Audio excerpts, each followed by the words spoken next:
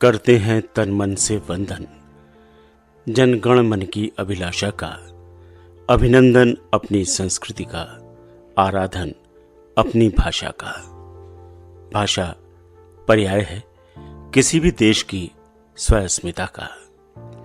ये समवायिका है संस्कृतियों की, जो आत्मसात करती चलती है विभिन्न भाषाओं को।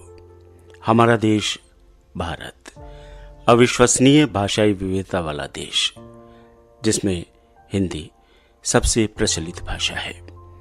बंगाली, तेलुगु, मराठी, तमिल, गुजराती, असमिया, संस्कृत, उर्दू, उड़िया, पंजाबी आदि बहुत सारी भाषाएं, कुल 22 भाषाएं मान्यता प्राप्त हैं संविधान में, और इन्हें संविधान की आधिकारिक भाषा माना गया है।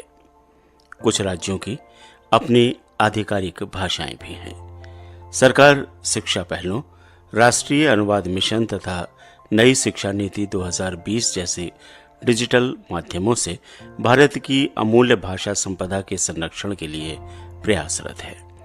एक चुनौती भी है इस संरक्षण कार्य में, वैश्वीकरण और सामाजिक परिवर्तन, जो समय समय पर भाषाई एकता पर प्रश्न चिन्ह लगाते रहे हैं।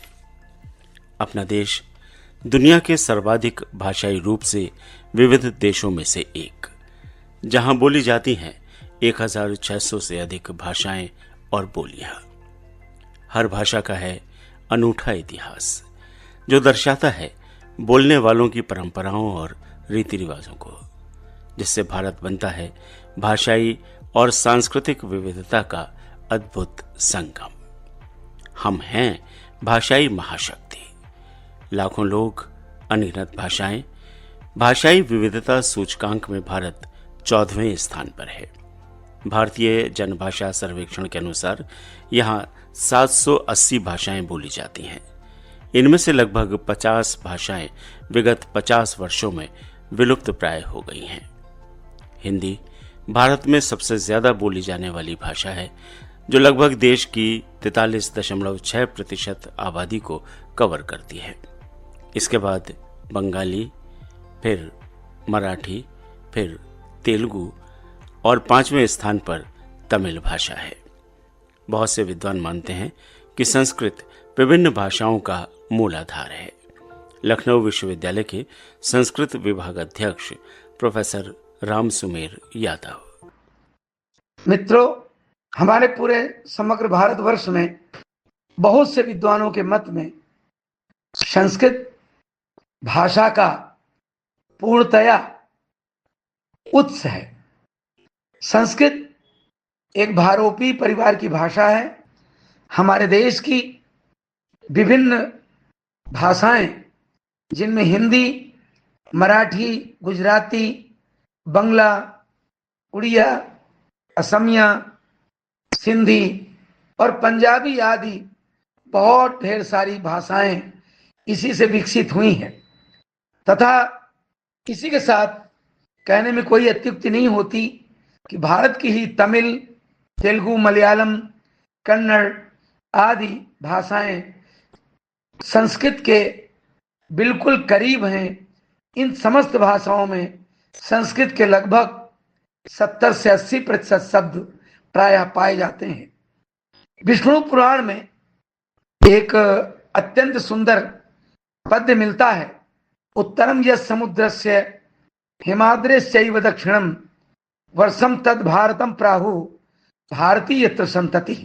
बिल्हड़ ऋषि को विक्रमांक देव चरित्र में कहते हैं कि यत्र स्त्रीणाम किमरम मातृभाषा वदेव प्रत्यावासम विलसति वचः प्राकृतम संस्कृतम वा।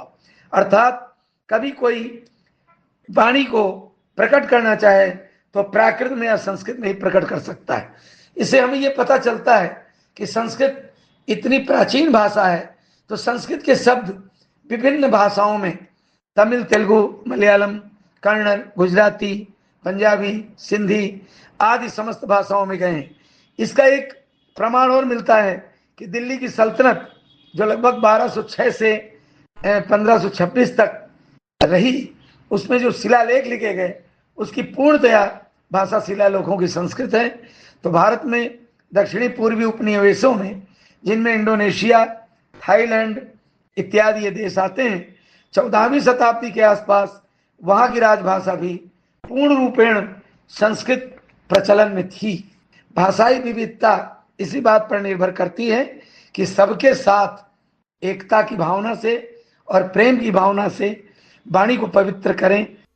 माना जाता है कि भारत में उच्च भाषा विविधता के पीछे अनेक कारक हैं। दुनिया के विभिन्न हिस्सों से कई समुदाय भारत में प्रवासित हुए या भारत पर उन्होंने आक्रमण किया। द्रविड़, इंडो आर्यन, फारसी, यूनानी, सीथियन, हूण, अरब, तुर्क और मुगल आदि ने इस देश की भाषाई विविधता में योगदान दिया। उत्तर में हिमालय से लेकर दक्षिण में तटीय मैदानों तक भारत के विशाल भौगोलिक परिदृश्य ने विशिष्ट भाषाई क्षेत्रों के विकास को जन्म दिया। इस भाषाई विस्तार में जातीय विविधता ने बहुभाषी वातावरण को बढ़ावा दिया। मराठी भाषा के विषय में भाषा विशेषज्ञ डॉक्टर रंजना के अनुसार, मैं डॉक्टर रंजना वैशंपायन। भाषा वास्तव में अपने आप में कोई साध्य नहीं है, विचारों के संप्रेषण का माध्यम है। अपने दैनंदिन के व्यवहारों को सुकर बनाने के लिए इसे हम साधन के रूप में प्रयोग करते हैं।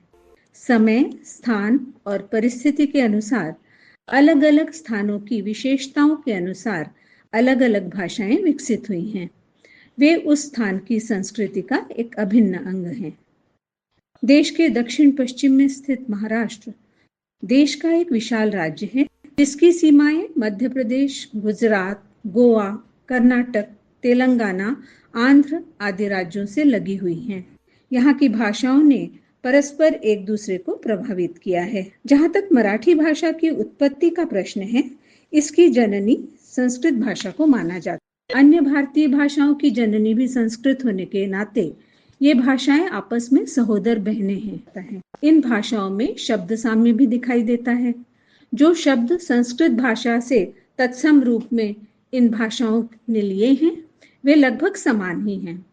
भारत की बहुभाषिकता कभी भी भाषाई संप्रेषण में अवरोध का कारण नहीं बनी है। अगर हम लिपि की बात करते हैं तो मराठी भाषा की लिपि देवनागरी है तथा हिंदी की भी देवनागरी ही है।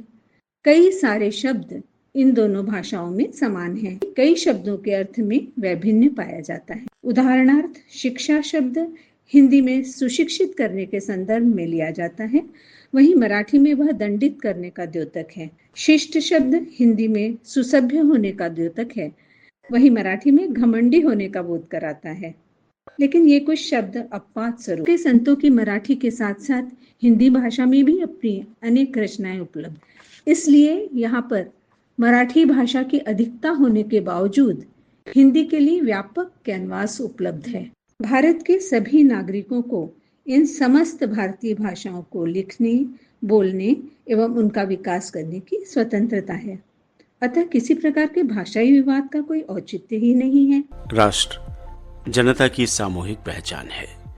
भाषा का काम इस सामूहिक पहचान की भावना का प्रसार करना और उसे घनत्व देना है। राष्ट्र के निर्माण में भाषा की भूमिका सर्वोपरि होती है।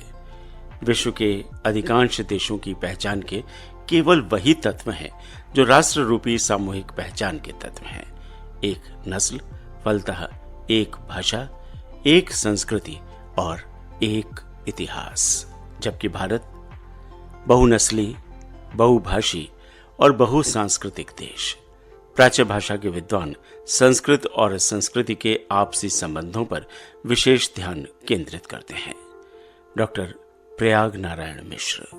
भारतस्य प्रतिष्ठे द्वे संस्कृतम संस्कृतिस्तथा, अर्थात भारत की प्रतिष्ठा के दो ही कारण हैं, एक तो संस्कृत और दूसरी संस्कृति। भारतवर्ष के विविध प्रांतों में प्रयोग की जाने वाली जनभाषाएं आपस में इतनी संबद्ध हैं कि उनके तुलनात्मक अध्ययन से विदित होता है कि वे अलग अलग न होकर मानो अभिव्यक्ति के माध्यम रूपी माला के दानों की भांति एक ही सूत्र में पिरोई हुई हैं।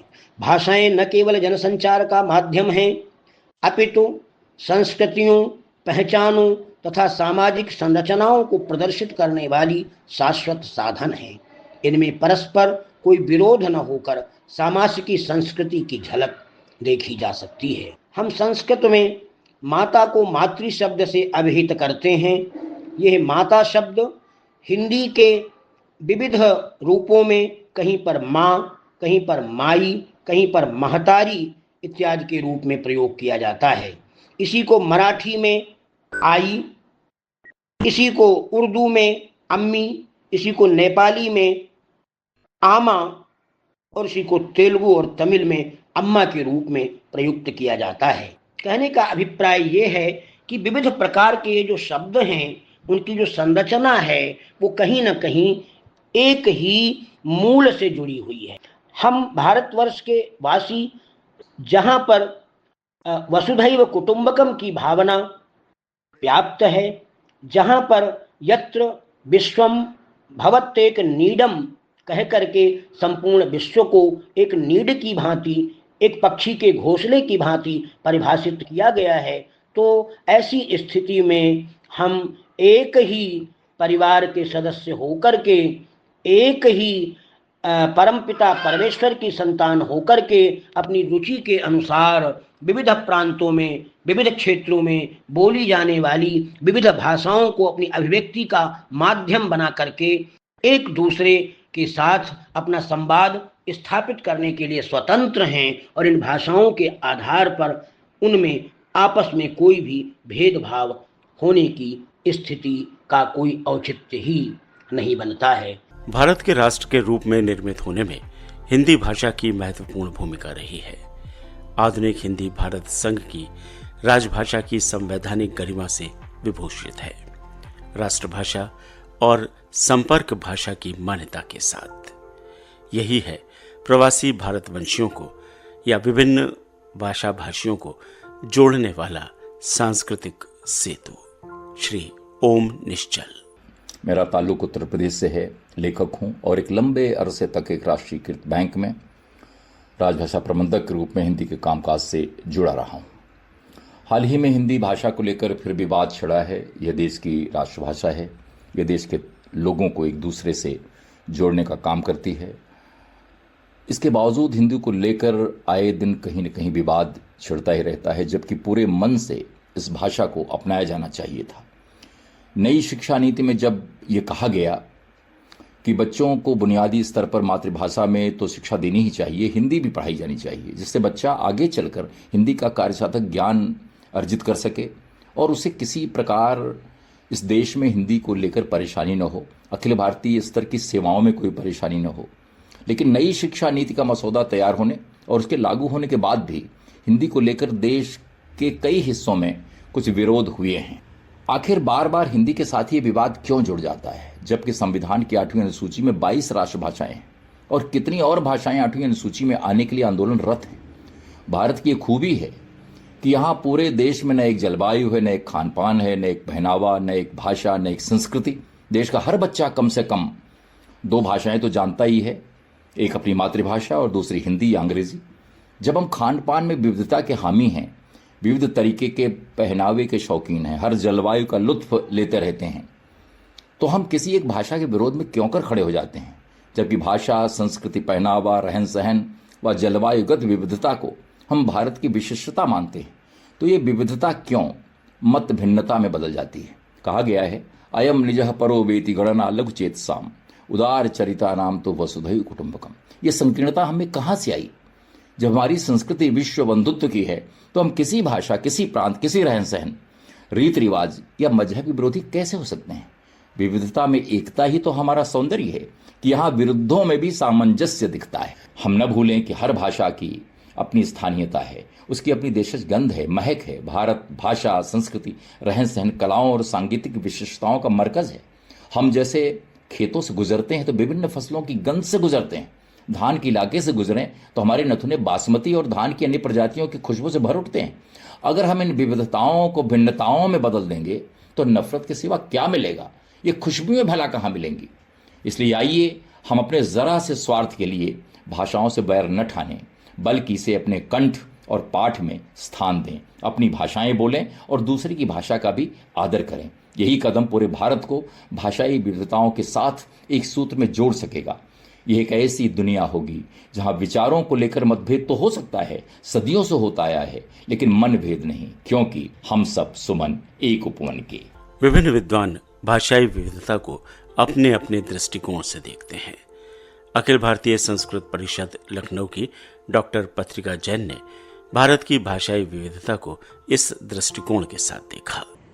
मैं डॉक्टर पत्रिका जैन, अखिल भारतीय संस्कृत परिषद लखनऊ से। भाषा वैज्ञानिक कहते भी हैं, कोश कोश में पानी बदले, चार कोश में बानी। ये भाषिक भिन्नता आज की नहीं है, अपितु सदियों से ये भिन्नता चली आ रही है। हर काल के दौर में प्रमुख रूप से दो भाषाएं तो रहती ही हैं।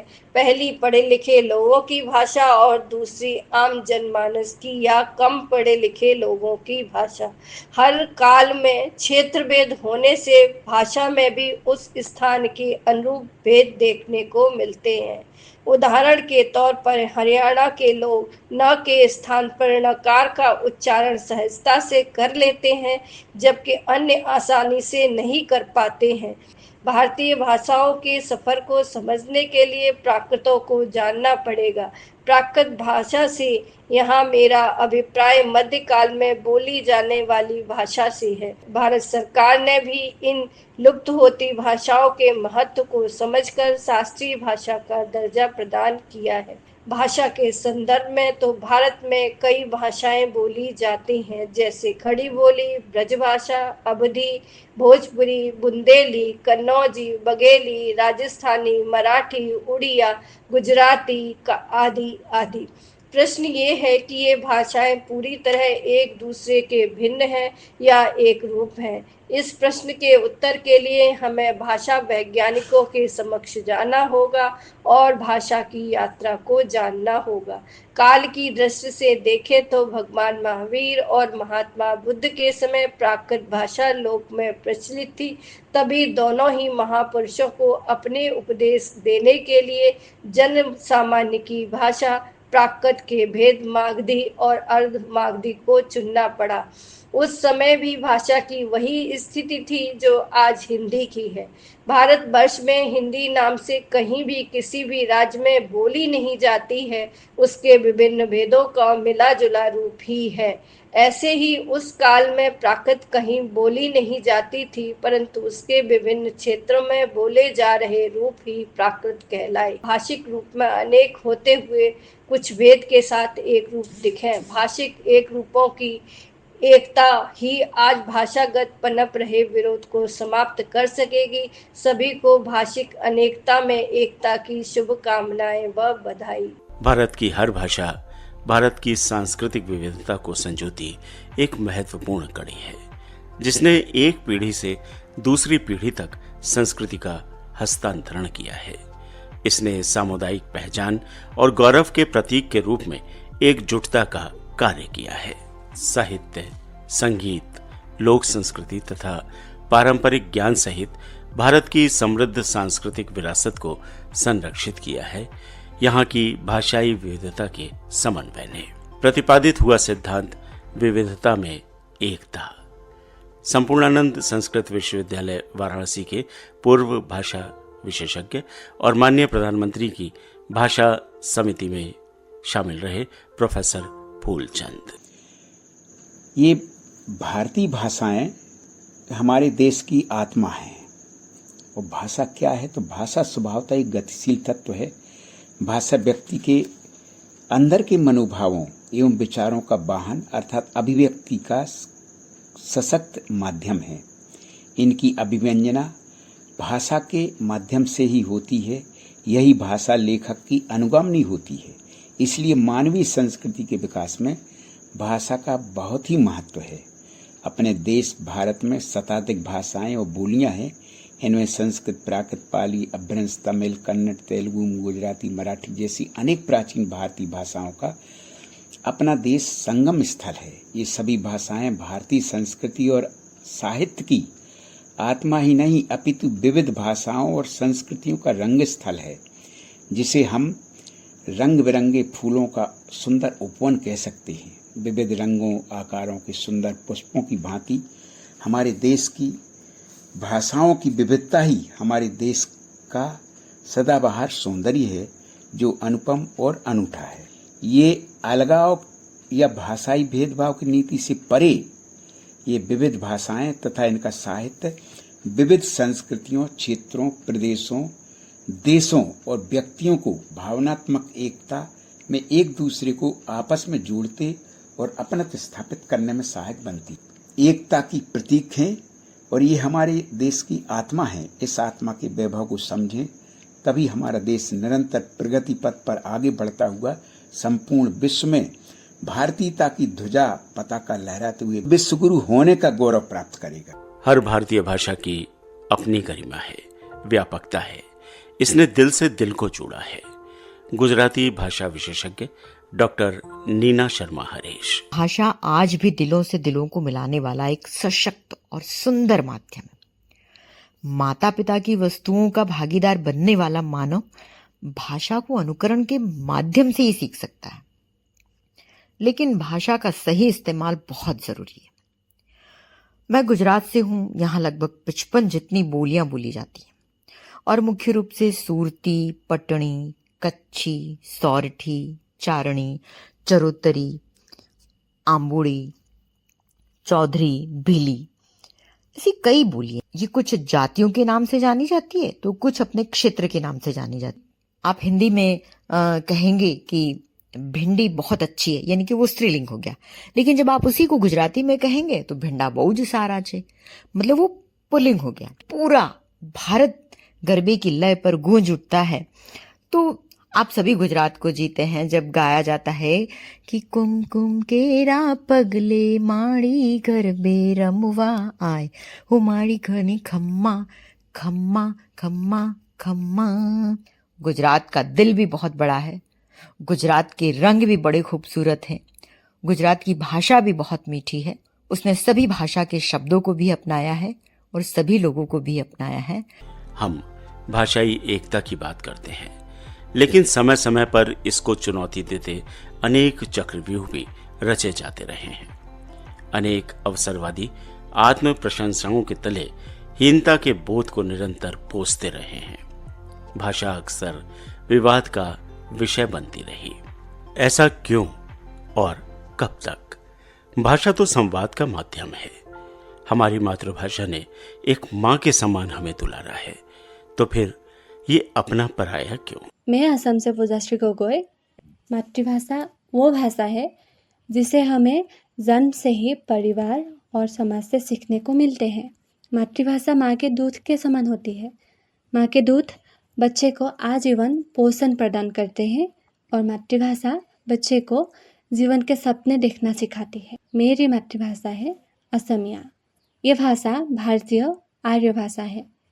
ये भारत के उत्तर पूर्वी राज्य असम भूमि की प्रमुख भाषा है। पूर्वोत्तर में कई ऐसे जातीय समूह हैं जो कम या ज़्यादा मात्रा में असमिया भाषा बोलते हैं। इस भाषा को लगभग 1.5 करोड़ लोग बोलते हैं। असमिया भाषा भारतीय संविधान की 8वीं अनुसूची में शामिल 22 आधिकारिक भाषाओं में से एक है। असमिया भाषा की जड़ संस्कृत में है, जिसका विकास 7वीं शताब्दी ईस्वी पूर्व में हुआ। हालांकि इसका प्रत्यक्ष पूर्वज मागधी अपभ्रंश है। असमिया का सबसे पहला उल्लेख कथा गुरुचरित में मिलता है। 1959-60 के भाषा विद्रोह के दौरान असमिया को राज्य की आधिकारिक भाषा घोषित किया गया। असमिया भाषा असम की समृद्ध भाषाई विरासत और अनूठी सांस्कृतिक और साहित्यिक पहचान को साझा करती है। भाषाई विविधता ने श्रृंगार किया है भारत की वाचिक परंपरा का। जोड़ा है पूरब से पश्चिम को, उत्तर से दक्षिण को। जरूरत सोच में बदलाव की है। किसी भाषा को कुचलना, किसी भाषा को हतोत्साहित करना, दरअसल भाषा भाषी को कुचलना है, हतोत्साहित करना है। भाषा को कैद करना भाषा भाषियों को गुलाम बनाने से सीखा है। भाषा को धर्म विशेष की बेड़ियों में जकड़ना अपनी एकता की जड़ों को खोखला करने के समान है। हर देशभक्त भाषाई विविधता को सम्मान देता है, हिंदी के महत्व को स्वीकार करता है, इसकी सहजता, सरलता और समाहित करने की क्षमता के चलते इसे राष्ट्रीय अस्मिता से जोड़कर देखता है। तमिलनाडु के थिरुवरूर स्थित केंद्रीय विश्वविद्यालय के हिंदी विभागाध्यक्ष प्रोफेसर SVSS नारायण राजू। भारत की भाषिक परंपरा अनगिनत रंगों के वैभव से भरी हुई है। उत्तर से दक्षिण और पूर्व से पश्चिम भाषाएं बदलती हैं, परंतु अंतः सलिलासी प्रवाहमान एक सांस्कृतिक चेतना उन्हें जोड़ती रहती है। दक्षिण भारत की द्रविड़ भाषाएं तेलुगु, तमिल, कन्नड़, मलयालम, तुलु और कोडवा आदि अपनी स्वतंत्र पहचान रखती हैं, फिर भी शब्द रूप, ध्वनि संरचना, व्याकरण तथा सांस्कृतिक प्रतीकों में गहरा पारस्परिक सामंजस्य दिखाती हैं। तेलुगु प्राचीन द्रविड़ भाषाओं में से एक है। लगभग 1400 वर्ष पहले की शिलालेखीय उपलब्धियां इस भाषा की परिपक्वता का प्रमाण देती हैं। इस पर संस्कृत और प्राकृत का प्रभाव स्पष्ट है, परंतु मूल धारा द्रविड़ है, जिसकी जड़ें तमिल, कन्नड़, मलयालम के साथ साझा है। लिए पानी, तेलुगु नीरु, तमिल निर, कन्नड़ नीरु, मलयालम नीर। दूध पालु, पाल, हालु, पाल। आग अग्नि, अग्नि, अग्नि, अग्नि। इस प्रकार देखने से इन उदाहरणों से स्पष्ट होता है कि स्वर संरचना अथवा व्यंजन परिवर्तन चाहे अलग हो, मूल शब्द की ध्वनि आकृति बहुत मिलती जुलती है। अतः यह भाषिक आदान प्रदान हमारी साझा सांस्कृतिक विरासत का ध्वजवाहक है। तेलुगु तथा अन्य दक्षिण भारतीय भाषाएं स्वतंत्र स्वर लहरी बजाती हुई भी समवेत सुर में भारत माता की वंदना करती हैं। इन्हीं विविध सुरों की संगति से बनता है वह मधुर राग, जिसमें भारतीयता की अनूठी, अविच्छिन्न और अक्षुण्ण एकात्मकता गुंजायमान रहती है। भारत में है भाषाओं का एक समृद्ध इतिहास, लेकिन प्रचलित वैश्वीकरण के चलते एक खतरा भी मंडरा रहा है।